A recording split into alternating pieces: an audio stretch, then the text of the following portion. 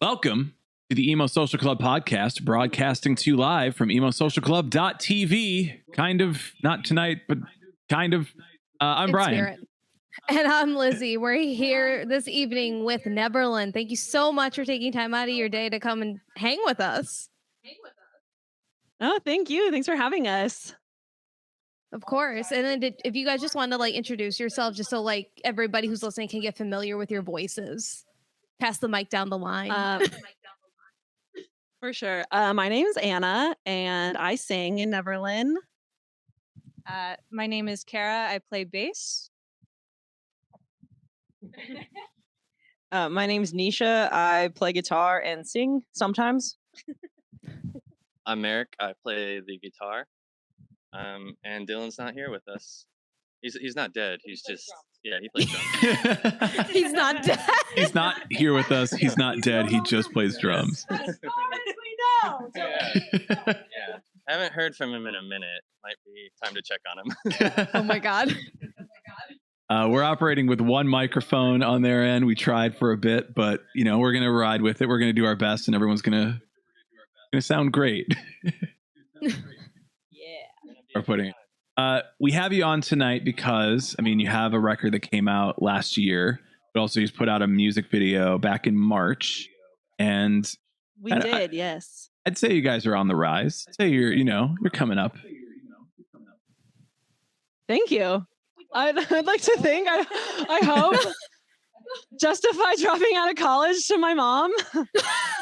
Listen, we can talk just about justifying it of why you drop out of college. Look, it's fine. In this economy, it's fine. Yeah. Yes, in this economy, anything's fine. No. Yeah. So tell us a little bit more about what you've been up to, what you've been doing, about the single and all that stuff. Well, it originally initially, that was an interesting combination of words. It started as a quarantine idea. The three of us were in their old apartment, brainstorming ideas, and it was right in the middle of a hard shutdown. And we were like, well, what can we create? What kind of content can we make? And it initially started as a lyric video. And then it grew into we could make a stop motion video. And then we had the idea to be oh, well, why don't we hit up our videographer, Casey Weber. He's awesome. Shout him out. And see if we could maybe just do something really simple with a green screen and make a really easy video. And then we started brainstorming with Casey, and creative ideas just kept flying. And he was like, I've never 3D animated a video before. Would you guys be down? And we're like, yeah, let's do it. And so it kind of just grew into what it is. And yeah, we're really stoked about it. Does anyone else want to? No, I think that pretty much. I don't want to reiterate what you already said. I definitely agree. It was just a matter of a bunch of ideas rolling together really well. And Casey is the coolest. He's so easy to work with, and he's very much the kind of guy where you just throw an idea at him, and then he takes it and develops into something else that you didn't even think was possible. And you're like, wow, that's awesome. Thank you. Yeah. I like that I just held the mic for you. Your microphone assistant, Miley.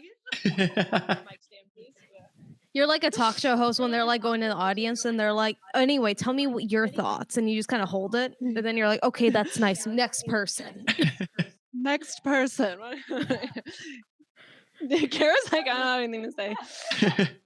Yeah. It is a really interesting video, just because it did, well, the 3D animation in it is something I think a lot of bands have been doing right now. Obviously, getting into a studio, getting into a place where everybody can be was not super safe at the time.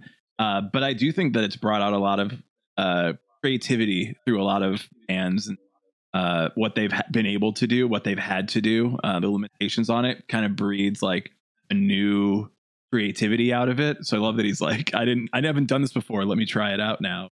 I think the product is really good. I like the video quite a bit. Thank you.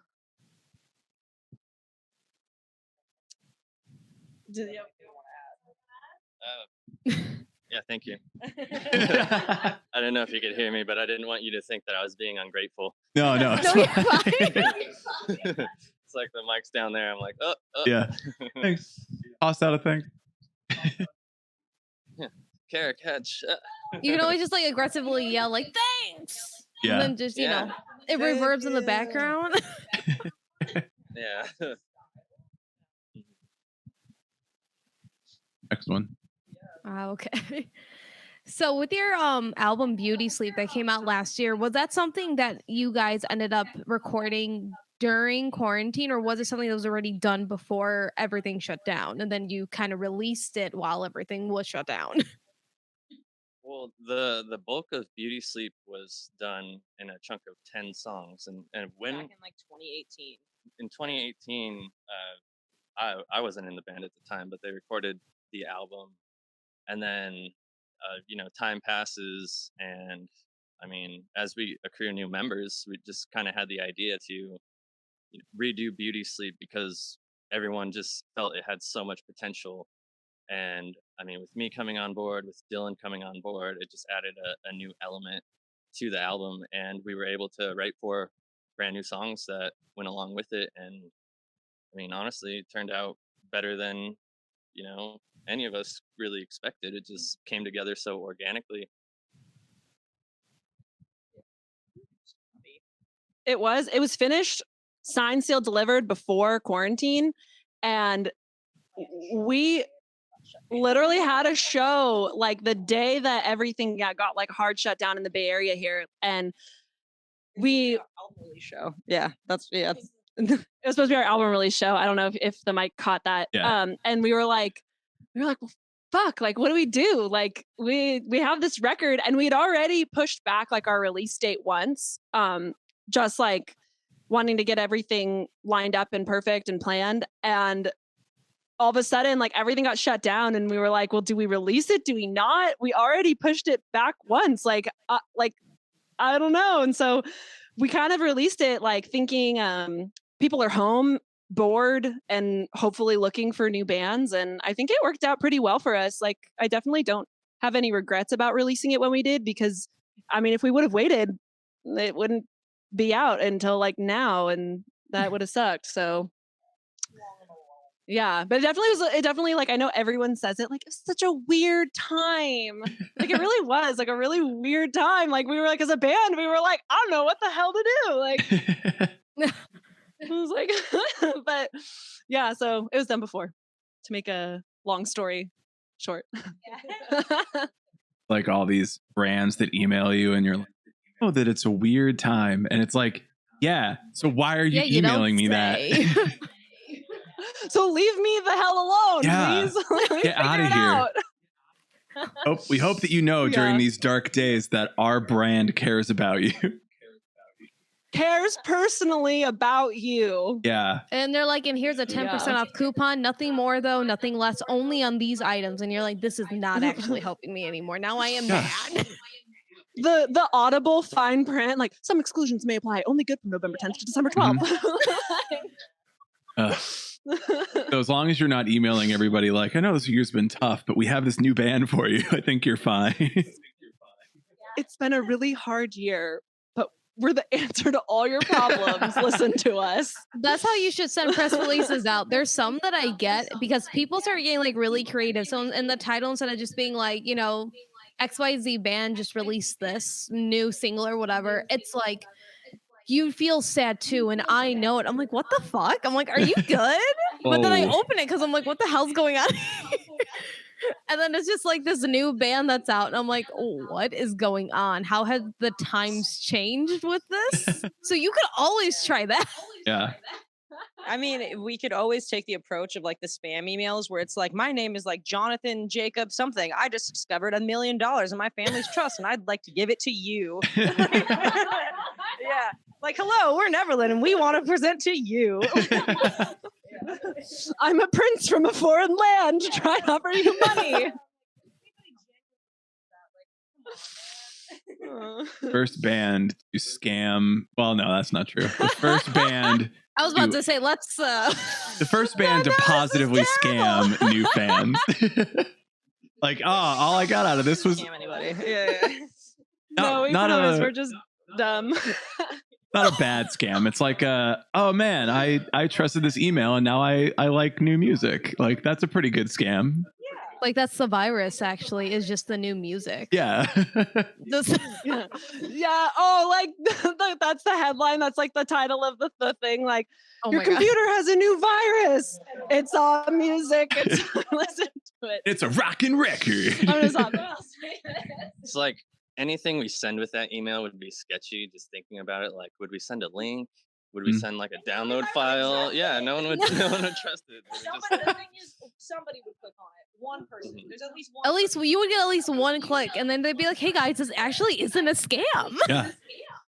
You know what I am so guilty of though that I've done at shows because I think it's hilarious is you can airdrop things to people. Like if you're at like in between bands, I've done it where it's like you just go, it's like a packed show and like you've just got some dumb like meme of your band and like you see all these people that are on their phones and so you just try to airdrop them the picture and like people accept it and then like we've gotten a bunch of likes from it because people think it's funny. They're like, oh my god, like someone from this band is here.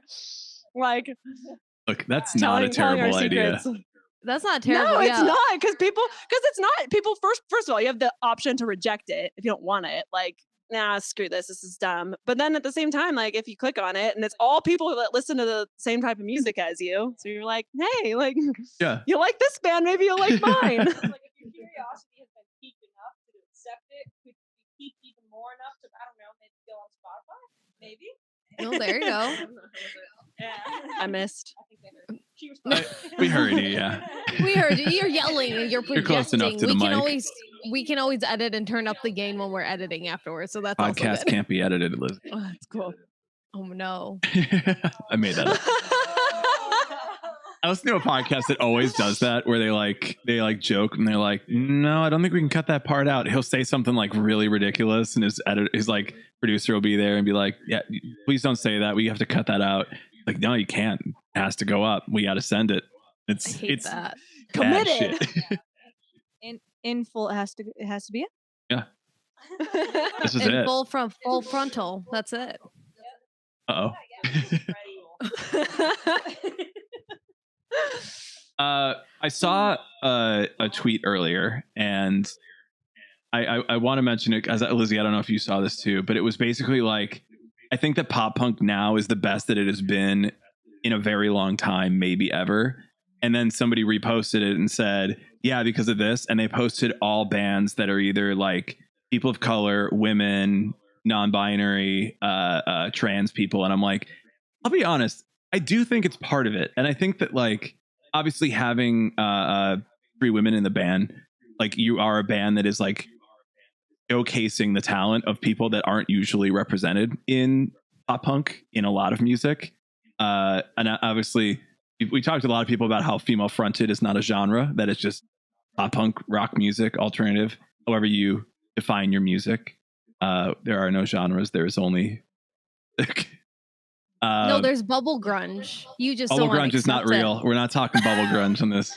Bubble grunge is not real. Wait, I know. Hold on. No, it's real. I saw there's I'm not sure if you're familiar with the band Stars Hollow, but they had posted that their music was on Discogs or something, and they had classified it as like indie emo bubble grunge. And I said this isn't a real genre, but it was on a few other bands, and I said I'm done with this. I can't do this anymore. Not real. Bubble grunge. I'm gonna have to look it up. Just it's you're so mad. I believe it. There's so many genres and so many sub genres. So I believe it. Yeah. Now people have to make them up. I think it's more of just I think it's more of just the fact that like, sorry, I'll hold this. You don't have to keep doing it. It's more the fact that like how you're saying with like the revival of pop punk. It's like. I think it all started with an MGK and like MGK being a rapper going pop punk. I think it encouraged a lot more fusion within the genre. So like a lot more of like bands or artists who are trying to go for that like pop punk label. It either caters like a little bit to pop or there's like some hip hop influence. Like pretty like how you were saying, there pretty much is no more genre anymore because everything is just fusing together to make like this new type of like resurgence of music. So I think that's really cool and it's just drawing more people. curiosity to the genre. So I mean, can't really go wrong with that. Well, I would agree to an extent that like the mainstream like dipping into pop punk and making pop punk a little more mainstream has brought more attention to the genre. But I definitely think like what you were saying, the heart, the like really good music that's being made is being made by like a new, it's people that like you said, haven't had like representation historically. And I feel like what that's doing is it's giving like a new ear to it, you know, like it's not the same story being told anymore. It's new. I think it just refreshes it. It's like the passion and the same energy and emotion that the genre's always been, but now with new voices behind it. And I think, like you said, it's not as stale anymore. Like, I mean, you think about how long, like, when you really think pop punk, people have been making is the thing. And it was like kids today look at the 90s, like how kids in the 90s looked at the 60s. And I was like, oh, I was like, yeah. Wow. But you know, so it's been around for a long time. And like, yeah, I don't know. I think I agree like with what you're saying. Like it definitely, this new representation is giving a new face, a refresh to a genre that's been around for a bit now. Yeah, what you were going off about, like the new stories, like especially representation, like us being girls, like other than, I mean, Paramore being like the biggest representation that I had growing up and going through high school, like there was no girls in bands. Like unless you were the singer, there's no girls in anything. So I think it's really cool that on top of, yeah, like we do have a female lead singer, but we also have girls that are in our band who aren't just singing. Like it's like you could play the instruments too, and it's been really cool. Like a couple of people that have been like, oh my gosh, I started playing guitar because of you guys. And it's like, we're not even on a big platform. Right. And like some other girl is looking at us being like, I could do that too. And it's like, yes, you fucking can. Like, you know, it's just, it's, I would say it's really cool. It's really rewarding that like more girls are getting involved and just more of anybody is getting involved with music. Cause I think it's just a lot of discouragement when you don't see a version of yourself or somebody that you could like relate to. And now that it is changing, yeah, it's just giving a new voice to it. And I think it's really awesome that it's like all these people are coming out of everywhere in any life that just want to make this style of music. It's like, yeah, it's coming back. I mean, you guys pretty much passing the mic around like who hot potato. Here we go. Popcorn. Everyone gets a turn. Yeah. Yeah. I'll say too, we have more friends now of people in bands than we ever did. And I know part of that, like you're saying, like we're coming up a little bit and more people want to be our friend. But like part of it too, I think is just that when we first started, like we were mostly women and it was just like all guys. And like, it was just like a total guys club.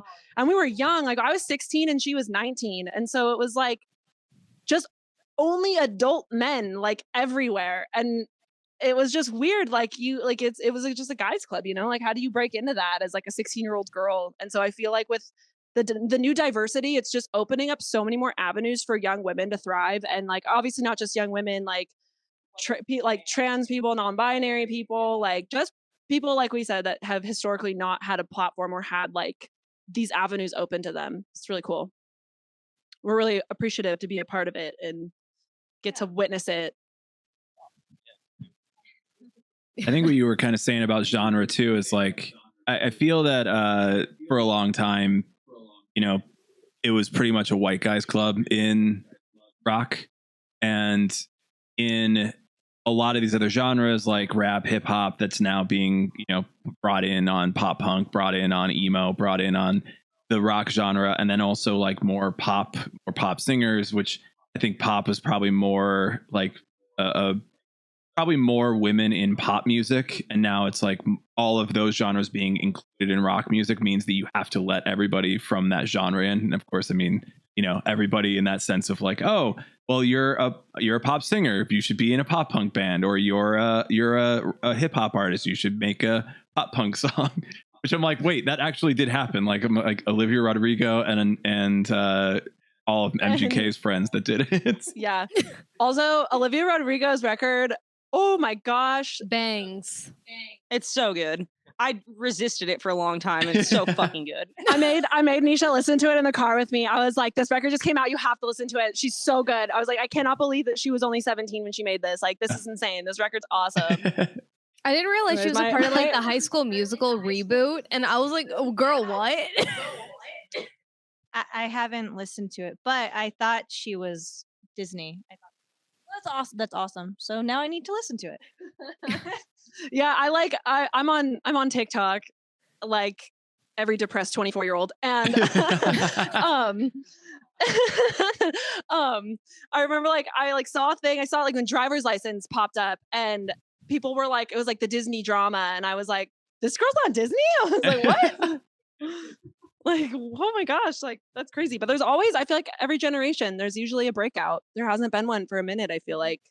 Sounds like Miley and Demi, Selena, new gen. I do think Neverlyn, official Olivia Rodrigo stands. Yeah. There we go. Love it. I do think that I'm 34. I'm dying. Oh my God. I have crippling age. I'm 28, so I'm getting there. I'm Well, with you. you have so much potential ahead of you.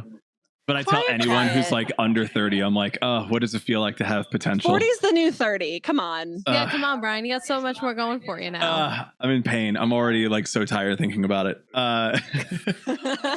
But I do feel like, you know, being of a bit of an older generation, which also hurt me to say physically and emotionally, that like there were a lot of these breakouts, and I'm watching like videos on like pop punk revival and like what pop punk was then and how the nostalgia is coming back and all this. And I'm just like, yeah, like why would I, as an older person, and speaking for like a lot of people like me who wear flannel and hate on music, like why are you hating that like people who are of a younger generation have an artist that means something to them, that like somebody meant something to you, and why are you so mad that there are more people that don't look like you that are doing it? Like I don't understand that anger and rage. And when like Olivia Rodrigo is doing very well, it's like good. I hope she does even better. Good for her. Yeah. If you're like being very like gatekeepy about like music, I think we should have some kind of law that says that you're not allowed to listen to it anymore. You know? Really wild takes here, but it's true. Yeah, I mean, like it just should. I mean, that's what it's growing to be. It's growing to be just a giant like collective and melting pot for, you know, anyone to have their take on it and, you know, merge their influences to, you know, older sounds or newer sounds, whatever the conglomerate they put together is. It's like now it's just becoming more apparent that like so many more genres can be merged with other genres, and you can just come up with something like completely new and become that new like face of the movement, you know? Oh, definitely. I mean, even on like TikTok, there have been people who are like the elder emos, and they're like, people are dressing all alternative, but like I got bullied for it when I was younger, and everyone just thinks it's cool now. And I'm like, I would rather not anybody else get bullied for it. Because it wasn't a fun time. We all know it wasn't a fun time. Why do we want these kids to be bullied? This isn't great thinking here, guys. Yeah. And like I agree a lot with what Merrick said. And then going back to your point about the nostalgia thing, it's like I think, you know, everything always comes back. Like I've had so many conversations with a lot of people, and like I know my mom a lot too, and she's always like, fashion always comes back, there's trends always. It's the same thing in music. Like music always comes back. It's just a continuous circle of like new breeds of people like recycling old ideas, like how we were talking about Olivia Rodrigo. There's so much influence from other artists who have been established for so long on that. And she's kind of like reintroducing it to her own generation. Like we're not even that ridiculously like apart in years, but still like there's a lot of people that I know that if I brought up Olivia Rodrigo, they'd be like, who is that? Versus if you talk to another 17-year-old, they're going to be like, oh yeah, of course I know her. And it's like, oh, well, if you talk about the people that influenced her, it just like recycles this whole genre. So yeah, they're going to go back and look at this and find other things. And that's why I think it's like, it's such a cool thing, the way that it works. Like everything comes in cycles. And then with everybody being on such a nostalgia trip, like going through the 90s and going on this. It's a nice wormhole to go down. Like you get lost in it just on YouTube or Spotify. Find artists, you're like, holy shit, this is released in like early 2000s, 90s, and then you keep going back. You're like, this is literally the core of a sound, and now like we're at this point. It's like far from it, but you can still like pick out those elements, you know? But yeah, I definitely agree. Like, let people like what they like, and like, yeah, like it's always funny. Like, you think you would want more people to be interested in what you're interested in, especially like us being in a band. Like, I know there was like on Twitter, the dang Bird app, people like being so people being like so pressed about people calling Olivia Rodrigo's record like that it was punk influenced. Like, she's not punk, like blah blah blah blah blah. And it's like, why wouldn't you be so stoked that like an army of 17-year-old girls are like into punk music? Like, that's so badass. 17-year-old girls run the music industry. Yes. 17-year-old girls run the music industry. Absolutely. They literally, like, people don't get it. Like, the music industry is built on the backs of teenage girls. And it's like, why wouldn't you be stoked that they're passionate about someone? Yeah, I don't know. I guess I'm just going to keep reiterating my point. I'm very, very passionately about it. Oh, I saw like this really funny statement, and it was like, can we try to prove the fangirl to music industry professional pipeline? And I'm like, yeah, because that exists for a lot of people that like I've just worked with, collaborated with, and myself included. I'm like, yeah, that makes a lot of sense, actually. Yes, like, and can we talk about like how for years and years labels used Street Team as free publicity through teenage girls? Hey, teenage girl who's really passionate about a band on our label, join the label's Street Team. Put up flyers all over your city for the shows of other bands that are going to be here that are on our label. And granted, I don't think there's anything wrong with it. It gets girls involved in the music scene and it gets whatever, but don't act like they're so like laughable when you're literally using their free labor. Yeah. Like, you know, like exploit their labor and then make fun of them. Like, okay. It's like very capitalist of you. Don't like it. How capital. Yeah. Like, yeah. Basically, I feel like the sum of it is just like teenage girls and not teenage girls, everyone in general, just, well, and just people in general. Like you said, like let people like what they like. Like, I don't know. Like you said, you don't have to monitor it. You just gotta.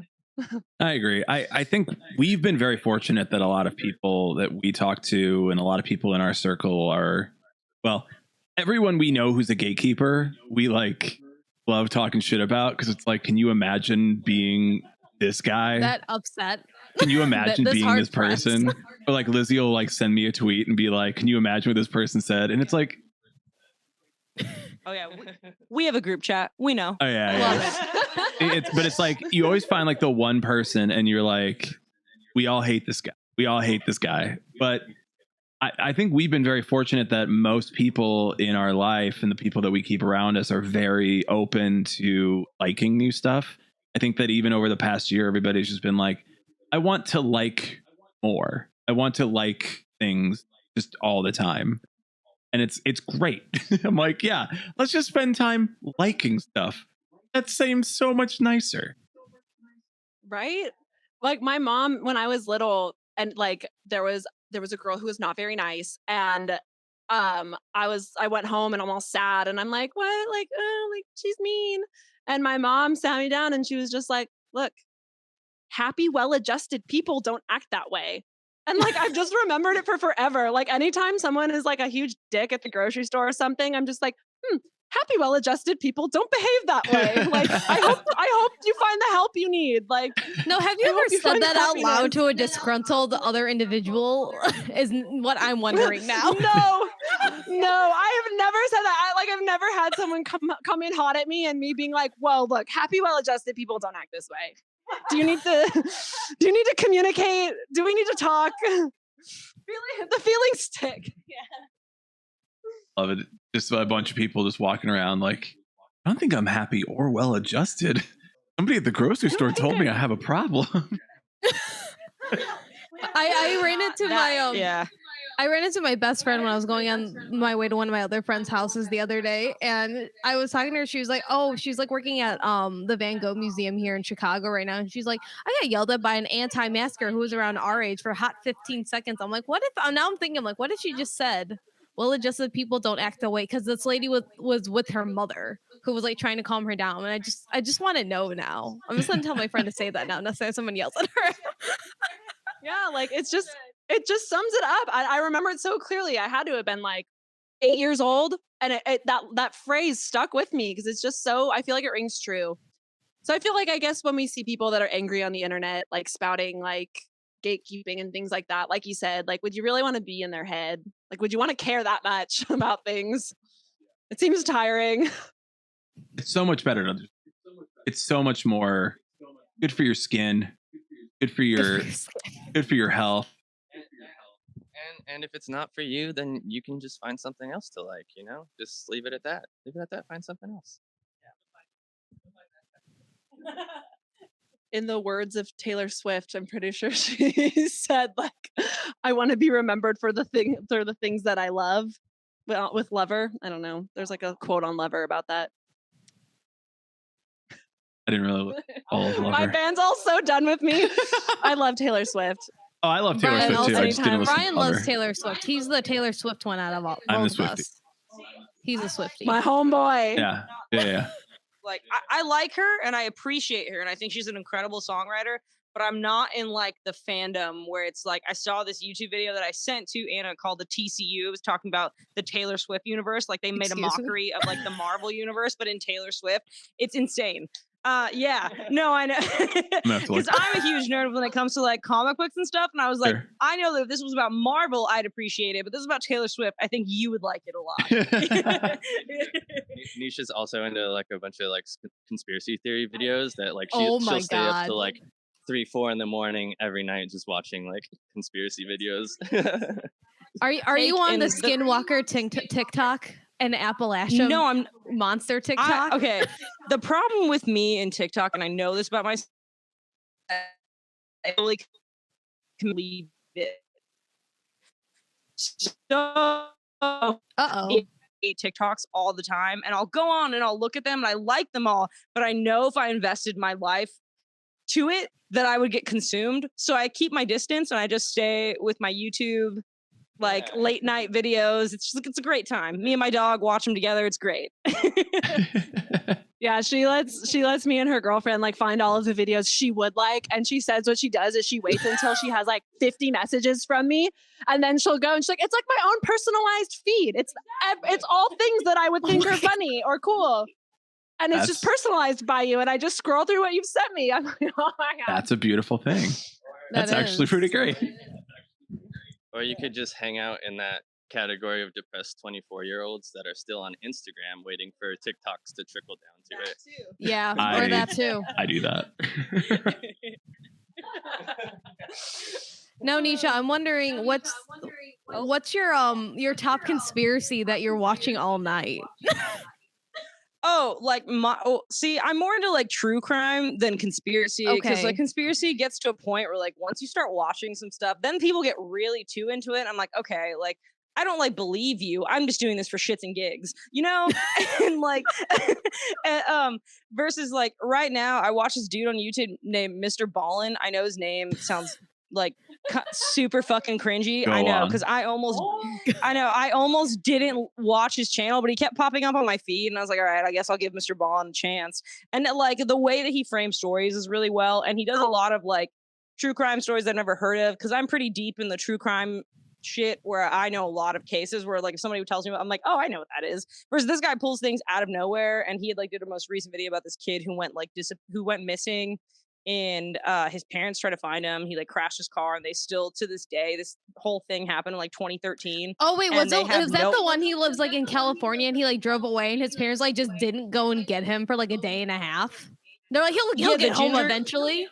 Yeah, the ginger kid who like, yeah, he's like, he'll come here. And then the cops like showed up to the door, and they were like, oh yeah, we found your kid's car. Does he drive a Corolla? And they were like, yeah, we're waiting for him. They're like, yeah, he's not in there, and he kicked They're like, he kicked the back window out. There's like blood in the car, meaning like he definitely got out, but he's not here. And this guy's still missing. Just like things like that just really fascinate me because like, how do people do things like this? Like, how do you just disappear without a trace whatsoever? It's just more of like interesting. Yeah, I don't know. I'm just weird. I just like dark and creepy things. Okay. I like that stuff too, but I just stay away from TikTok as much as I can. I do stay with the YouTube. I love the Netflix. I just try and keep off social media as much as I can because I have mental health sometimes. Yeah. Guys. Yeah. Safest way. But I do. Everyone sends me TikToks and I get it because a lot of them are so funny, but I don't. Maybe I need to hop on. Yeah.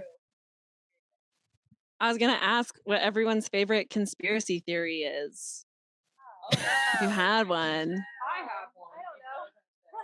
Because anybody else has I can tell mine. Go ahead. I Yes. actually saw this probably late last year. Lizzie, I don't think we've talked about this.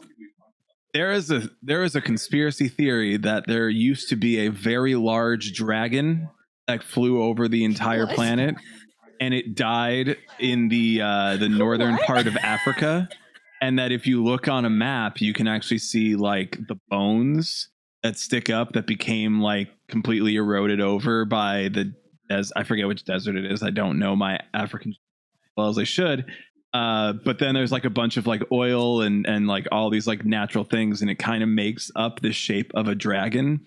And this guy on YouTube like firmly believes that there was a large dragon that died. God. And I'm like, just logicking this out even slightly. There was one dragon, and it just came to exist, and it didn't have other dragons, and it grew so large, and it just died, and there were never any other dragons. Brian, it said there can only be one of me. Clearly, this person did not see Raya the Last Dragon because there are more.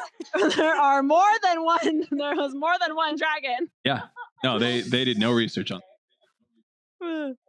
Nisha and I went and saw that in theaters. Like, it was like the first thing because we're both vaccinated, and we were like, let's go to a movie. And we went super. We're the only ones in the theater anyways because we went to a kids movie at like 10 o'clock at night. And I fell asleep in the last. I had to rewatch it just recently while we were recording because I fell asleep in the last 30 minutes because we went to such a late movie. I like turned over to like be like, oh my gosh, and she was just out. And I was like, okay, just kidding. I'll continue watching. It's just me and my thoughts now. In my defense, we went and got a drink before, and then I had a vodka slushie, and it was way past my bedtime. So, okay. But I do like the dragon conspiracy. I haven't even heard of that one. That's a new one. I'll investigate that later when I'm stoning baloney at like 4 a.m. Yeah.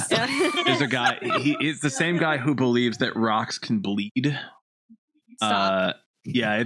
I don't know. He's like, I'm a rock scientist. What's his name? Absolutely not. Who's man's? I have completely taken that guy's name out of my brain. Does he wear a fedora? He doesn't show his face in his videos. Okay. It's just his hands. He seems like he's very old and probably looking for a hobby.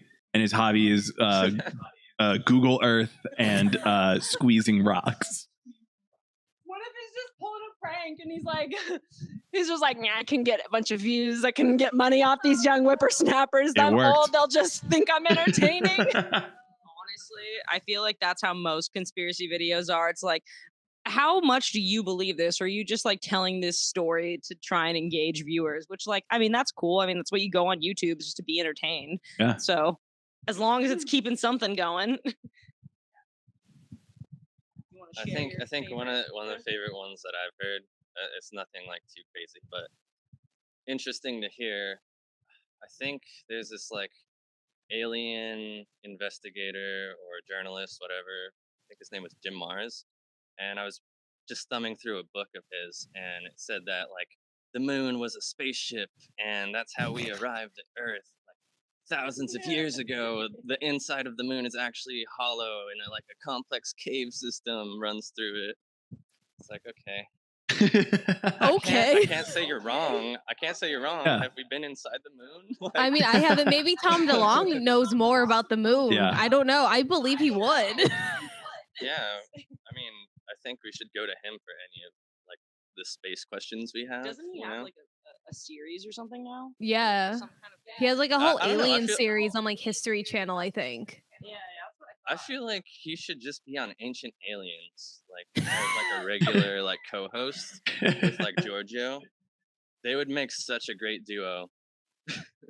I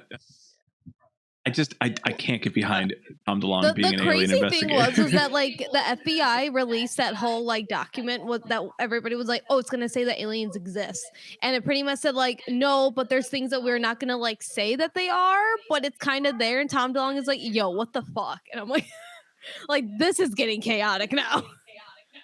Yeah, just the whole aliens thing is fascinating. Like, I've just listened to a bunch of podcasts too. Like, I forgot what thing it's called, but there was like a group of people back, in like the 70s or the 80s, I don't remember, but they were staying at this hotel communally, and all of them had individually their own experience with aliens, and like gave really graphic like accounts of what happened to them, and then had all of these like markings on their bodies and injuries on their bodies that they had no way to explain, other than like they're like, no, I got abducted, they did some tests on me, like they put X, Y, and Z in my X, Y, and Z. And yeah, it's wild. I don't know if you ever listened to the last podcast. That's like what I always listen to. And they like go everything from like conspiracy theories to like serial killers. And then they go into like old history stuff. Like they investigated like the JFK assassination. I don't know. It's really fascinating. I just like listening to all this creepy shit and just wondering like, did this happen? Did this not happen? Are these people insane, or is it just for shits and gigs? I don't know. Or is it all shits and gigs? I'm firmly on the boat that aliens do exist and they are out there. Because tell me, what is more terrifying of a thought that aliens exist who have not affected my life in any way yet, maybe one day, won't rule it out, or that we as human beings are the only like living like conscious, like self-conscious, self-aware. I mean, I guess dolphins are self-aware, but you know what I'm saying. Yeah, like intelligent human organisms. Yeah, has language, has like development, like developed societies. Like, what's more terrifying to think that they are other societies, other existences out there, or that we're the only one in the universe, that we're abandoned? It's like really, which one is more terrifying? That we're not really alone. There's always like our buddies, the aliens there, or you're fucking alone and that's it. Like you're like alone on a rock flying through space. Like, congrats, humans, you're the only ones. What are you gonna do? Like, I don't know. That to me is scarier. I like to think that there's like a megalopolis of crab people in the ocean in the depths that we haven't explored. Mm-hmm. Like we're not alone. We're with the crab people. We're with the crab people. They're just barely out of arm's reach, but you know, not as far as we thought they were. You know. I mean, it's kind of like Atlantis, though. True. I like to think that aliens, like we're 100% in a simulation and we're controlled by aliens. You know, you can't explain a lot of things. Like that. What was that post? It was like the human race is actually like what was like the shoebox diorama that we used to make in elementary school? No, not a Venn diagram, like a shoebox diorama. Like did anyone else have to make those? You have to like make a little scene in the shoebox and like little grass and stuff. Someone was like, we're a shoebox project on an alien's night shelf that got a C grade. Like, oh my God, I'm a B+ at best. That's existential. Kara just goes, oh no. You guys have said a lot of things. She's sitting here like, do I want to be in this band anymore? No. Okay. I definitely believe that there is something out there. We are not the only living thing. There are definitely aliens or whatever you want to call it, for sure. Sure, we'll go with that too. Yeah, crab people. Crab people. I do. I really like the crab people theory. Like this. Neverlyn shows true colors on emo social club podcast. That's going to be an all press headline. That's going to be our headline is Neverlyn believes in crab people. Crab people and aliens. And then we tabbed Tom DeLonge, and then we're all in the new Tom DeLonge alien show on History Channel. Don't know how we got here, but here we are. You know, 100% behind it. Wherever this takes us, like I'm with it 1,000%. Our manager's gonna be like, how'd the interview go? Did you guys talk about the music you have coming out? No, we talked about crap people. Look, we hit both. It's a wide-ranging podcast. We hit both in the beginning. Yeah. We're doing great, guys. Listen. This is so I was having this conversation with my girlfriend the other day, and she was like, no, not the crab people. That is a new one. But Are I'm you about talking to have about that. dimensions? I remember you brought up dimensions to me once, and I was like, yo, bro, I talk what? about different dimensions quite a bit, and I always will. But we were talking about like the same thought. It's like the idea that there is nothing else out there in the universe, that seems crazy to me. And I go, yeah, I agree. And then like 2 days later, she goes, so I was thinking about aliens who are real, and like just looked at me with the most dedication in her eyes of like, they're real. And I'm like, dude, we just said, yeah, probably the other day. Now you're like, militantly, there are aliens and I will die on this hill. I'm so happy she's What come over happened to the 2 correct days? side of Fight me on things. this. She's like, I did some research. Here's the facts. It's real. I was like, what happened? What don't I know? See, and I tell you, you don't do certain things because that's how you get demons. You're like, Lindsay, that doesn't exist. But you're like, yeah, aliens. Listen. Dude, you got to show me your work. You got to show me your algebra before I go, yeah, I'm 100% on board I can't do here. math. That's why we're here on this podcast. I can't do math. So let's talk about music. We can bring it back to the music for a bit. Next EP is all about different conspiracy theories. Yeah. We'll come back. We'll have you on again, and we'll talk about like, so what are the new developments in aliens? In the meantime, though, I noticed you had a song that was released last year with Zach from Men Overboard, Far From Perfect, and I watched that video too to prepare for this, and I was like, this is a very like, I think that there aren't a lot of songs like that from a female's perspective, kind of sharing that like dialogue between like a guy and a girl at a party. I know it's like basically the exact plot of the video and the whole thing, but I was like, yeah, this is a fairly like newer take on the same story. Like I would consider it like two sads just trying to get together, trying to figure out this. Two sads, you know, just I'm a sad, you're a sad, and we're just sads trying to make it through. It's like a shift of the male gaze to the female gaze, basically. Exactly. Yeah. Like that shared lack of confidence, like going into like things when like, I mean, in reality, you should be like confident because like what you perceive, or if you have like some kind of notion of how things are gonna go, like you'd be very surprised of how they actually turn out. You know, that's kind of like my takeaway from it. It's like seeing like both sides, like, you know, from the female perspective too. Like it's not that different from like what you would experience at, you know, like you're a guy, you know, you have like similar thoughts and feelings that are kind of like coursing. So all these pop punk boys who are like, oh, she'll never like me, and she's over there just like, he'll never like me. It's like, okay, finally we got that song. Like okay, we're all in this together then, guys. Why are you saying now that you hate her? Same boat. Yeah, no, like literally, like that was when we were writing it, and that was like the whole like point of the song is just that like when two people are totally self-sabotaging, and you're like just being very self-deprecating and like, no, like it wouldn't work, it's not gonna work, like they don't like they're not gonna see me the same way I see them. Like you're right, I feel like people don't, I don't know, I mean, I feel like as a woman, like I can recognize other women feel that way, but only because I know I'm a woman and I feel that way. So I guess like it's interesting to think that like that if there's like guys out there that see women like, oh, they don't feel that way, or like, oh, they're so confident, like they're like these. Yeah, like you said, it's like person to person, you know, replace, you know, male, female, boy, girl with, you know, whatever you throw in it. Like it's just a universal like feeling, emotion that, you know, everyone will go through like with an interest or, you know, someone that they think is like, I don't know, maybe they don't think they're worthy of, you know, his or her time. I don't know. Or there. You never know. Yeah, or there. What was the thought process behind having like a guest vocalist on it? Like not just writing it from your perspective, but having the conversation back and forth.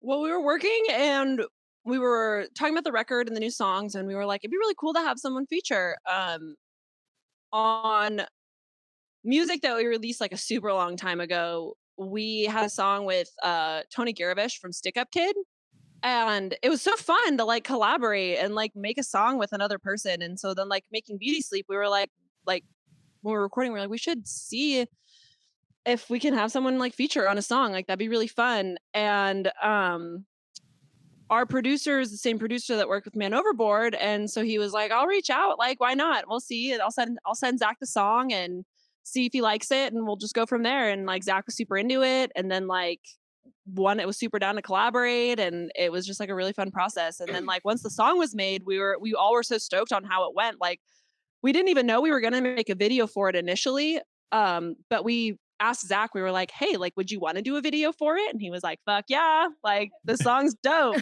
Yeah, he was super down, and it was really fun. Like we all listened to Man Overboard in high school. Like that was a band I went and like passed CDs outside. Like I passed out Neverlyn CDs like outside of Man Overboard Yes. concerts. And like, oh my gosh, crazy. And like, it was really cool to get to like make a video with him, you know, like it was wild. It was a fun experience, but that's kind of how it came together. We wanted to do something collaborative, and then we got in contact with Zach, and it all just kind of was like dominoes. Like it just was natural and flowed and worked out. Now, you mentioned earlier that while we're talking about conspiracy theories, we haven't yet addressed any other new music coming out. Now, do you guys have anything new in your arsenal? There are conspiracies on YouTube saying you have new music coming out. And you address these conspiracies with the crab people of all people. Confirm nor deny. So the crab people actually were the most recent producers on our new release. No, I'm crazy. But we have been working on new music. I feel like I've been talking for a long time now. If anyone wants to. So yeah, we have been working on new music for a minute now, and you know, hopefully in the near future we get to share that, you know, more details of, you know, what we've got going. So I would just say, like, keep your eyes peeled, keep your ears peeled, because I mean, it might come sooner than you think. Yeah, I would say we're in the studio. We've like finished demos at least. Like we have all our ideas down. It's just a matter of going back and like getting the concrete takes that are gonna stay forever. But I think it's really cool because we've all kind of felt this like slight shift in our music with like the member change and everything. It's not, I would say it's not going to be like drastically different. Obviously, like we want to stay with our roots, but I think it's going to a more darker, more mature sound that we've kind of always been seeking, a lot grittier for a little bit. So we're excited to kind of see how it plays out with like this new approach to all the things that we're doing. Yeah, we definitely like, we're making music that like, it's not as bright. I feel like would be like the best way to describe it. Like it's still drivey, it's still punchy, it's still catchy, but it's not like, yeah, it's like, yeah.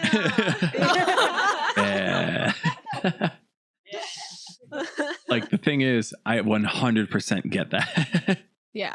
Like that makes so much sense to me, where it's like, I mean, obviously, I'm assuming there's a lot of music being written from experiences of the past year. I don't want to say it's a pandemic or a quarantine record, but we've all experienced things for the last year, and it's like I imagine it's pretty hard to write about things that don't have some amount of that in there. So I totally get like the yeah, like exactly. Like I mean, last year, like it was a hard year, and I know like everyone says it. I don't know if you guys have watched Bo Burnham's Netflix special yet. Yes. Inside. Yes. Oh my god, like like it kind of like, how do you make, like how he's like how do you make art, how do I make comedy right now? Like I think we all kind of felt that, like how do we sing about like happy shit when like yeah, exactly, like Nisha said, I'm not happy right now. Like, and I think we all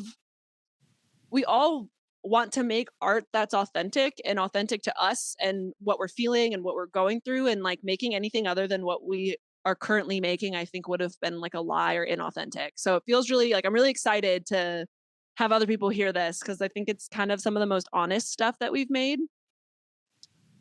So I think it definitely changes it, because it's not to say that like our previous music wasn't authentic. It's just more of like a specific occurrence versus everything that's happened within the past year and a half. Like everybody in the world pretty much experienced this. So it's like it's a little bit more of like a universal like universal sad. Yeah, like a universal trauma, universal sad. Yeah. So like everybody can get it. Everybody like felt this, or at least I believe that a lot of people felt this at the same time. Just from like me speaking to other friends, me speaking to other people within the band, it's kind of just like everybody had that like, oh, this is happening. Okay, what do I do now? Like moment. Yeah. And I just thought too, like we wrote about, like we didn't write about the pandemic specifically, but we wrote about things that we experienced like during it, and like just like life things, I guess, that were more specific, but it's kind of like the feelings are all the same. Like even though everyone has different experiences, it's like those emotions people can still connect with. It's like, oh yeah, I definitely felt that way. It maybe wasn't this exact situation that they're singing about, but like I've felt those emotions too. Like, if that makes sense. You can make it like cross apply to so many other situations and just relative feelings, that it doesn't have to be necessarily about COVID and quarantine. But it's like, if you felt that way, you'll get it. But if you felt this way in other situations and circumstances, either before or after now, it's still going to resonate. Yeah. Totally. Yeah, we're very excited. Yeah. No, you guys are like saying everything perfectly. No. I'm like, and now to you, Kara, with the weather. No. No weather. No weather today, guys. The crab people have it all. The crab people have it under control. They adjusted all of the humidity. Yeah. We were talking about talking with somebody else about like what art is going to look like after the pandemic, because so many people went through it and so many people are experiencing that, and that like maybe some of it will be very like dated in the future. But I'm also like, we all experienced it. Like we all have to find, especially for creative people who are experiencing this and then making something out of it, is like you have to speak about it in your way somehow. Like, no, I think one thing that's happened is people have realized that they don't have the world as an audience in a lot of cases. They have maybe a much smaller audience and they have their own communities, and that's like become enough for a lot of people. They finally realize like, hey, maybe I don't need to speak to like tens of thousands of people. Maybe I can speak to like 20 people and be just as happy, and if not happier than that. And it's like, do you just want to make art for those people? Like, why do you need to make art that like feels dated? Like, why can't you just talk about what you're going through to your smaller community, people who like get you and want you to tell them how you felt? Totally. I guess. Totally. And like you said, like, so what if it's dated? Like, we're experiencing it now, and like the present moment is so important, and expressing how you feel is so important. So why would you like, I think it circles back to like making inauthentic art, that it's like, why would you try to force yourself to make something because you're worried it's going to be dated? Like, why don't you just express what's on your heart right now? And like right now, like things are fucked up. Like, you know, like it sucks.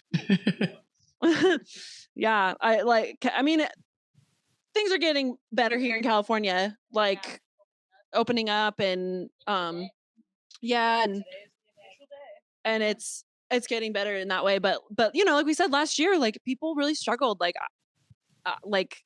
it was a hard year, and I don't think there's anything wrong with making art, talking about it. It doesn't matter if it's dated. I mean, like, okay, a perfect example, bringing it back up, Bo Burnham, Inside. That is like the epitome of like quarantine art. And I think it's going to be historic. Like, I think it was genius. I think the way he did it was incredible. And like, yeah, you're going to look back and watch it maybe in 5, 6, 10 years and be like, oh yeah, this is very dated to that time period. But God, what a fucking time period, you know? Like, we're not going to make art about it. Like, you know, are we going to look back at the Renaissance and be like, oh, you know, Michelangelo's cool, but it's dated. It's a little dated. Yeah. Like, oh, cool. Renaissance, you know, get over it. Yeah. Like, move on. Okay. Rome fell.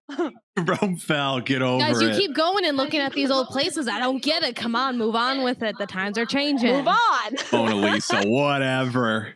Yeah. The fuck is she smiling about? What's she so happy about? Guys, we're at an hour, and I love this conversation, but I want to give you a chance to throw out some plugs. It can be just for the band. It can be for yourselves. It can be where everybody can find your music. Yeah, all the good stuff. We're just going to tell everybody to go listen to the music on repeat. So wherever that can be. We're everywhere. If you're there's no excuse. It's Neverlyn, never Lyn. There's no D in it anywhere. It's Neverlyn. And it's all of our social medias are like Neverlyn CA, like California, Neverlyn CA. And we're on Spotify, and we're on Apple Music, and we're on YouTube, and we have a website. You could even just Google the word Neverlyn and a bunch of stuff of us will pop up. We're really easy to find on the internet. We post dumb things on Twitter. We do have a TikTok that we post to occasionally. Watch the TikTok. We have Instagram. I don't know. We're everywhere. We have new music that we're working on that we can't wait to share. So music that you can go find on Spotify. There's so much to us, so you can't miss it. Watch matches on YouTube. I think you hopefully will like it. Yeah. Yeah. I think it sums it up. You're going to go down a YouTube hole, make it a Neverlyn YouTube hole. Yeah. If you watch this, tag us and tell us your opinion on crab people. Yeah. Tell us your favorite conspiracy what do you think theory about matches. Yeah. Yes, your favorite conspiracy. I like that better. You don't have to limit it to crab people. Yeah. Yeah, like conspiracy thoughts on like the matches video, like people just interpreting like what it means. That would be pretty rad. Like, that would be like a whole contest, I feel. You could say, guys, you can enter by telling us what you think that this is really about, and the closest person wins like merch or like tickets to your next show or something crazy like that. Yeah, I mean, yeah, watch it now. There's a hidden message in the video, and if you decipher it, you know, go ahead and send us a DM. we'll tell you if you won. Our favorite theory. We'll send you. I will send you a free shirt. We have very minimal merch right now, so sizes are limited. You might get what you get, but I'll do it. Hit us up, Neverlyn CA, and tell us your thoughts. Love that. And if you're the only person that does it, then you have a sure chance of winning. That's a 100% there chance. You go. This is how you break a band. This is how you get attention. It's just like everything we do has a conspiracy, and then you just have to get somebody like just a little bit down that YouTube hole and go like, I think so. You're I'm talking gone. about Taylor Swift, yes? Yeah. Taylor Swift is the leader of the crab people, who's in constant contact with the aliens. That's fucking crazy. Awesome. Thank you so much for having us. Guys, this was so good. It was a lot of fun. If you're listening, this wasn't streamed, so I don't have anyone to talk to directly. But if you're listening, thank you for checking out this episode. Thank you for hanging with Neverlyn today. Make sure that you run up those numbers. Just run them up. Millions of views, millions of listens. We want to see it. That's your homework assignment. A bunch of nice people, a great conspiracy conversation. Just a lovely time. So yeah, thank you all for being on today. Yeah, and thank you for everyone who listens.